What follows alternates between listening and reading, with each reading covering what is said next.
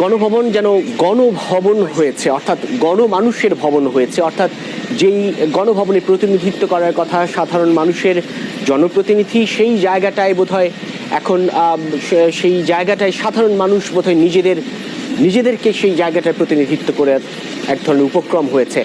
আওয়ামী লীগ সভানেত্রী শেখ হাসিনা আসলে দেশ ছেড়ে চলে যাচ্ছেন। এই মুহূর্ত থেকে বোধহয় তাকে আর প্রধানমন্ত্রী বলা যাচ্ছে না, এবং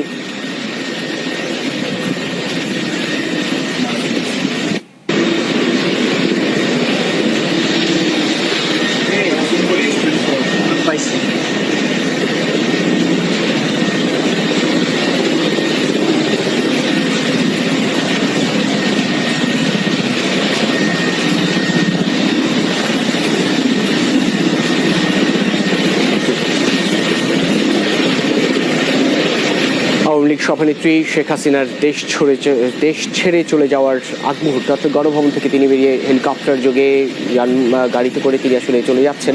নিশ্চয়ই একটা প্রক্রিয়ার মধ্য দিয়ে তাকে বাংলাদেশ ছেড়ে চলে যাওয়ার এক ধরনের সুযোগ করে দেওয়া। এবং এই মুহূর্ত থেকে যেটি বলছিলাম এর আগে, যে গণভবন জনগণের প্রতিনিধি হয়ে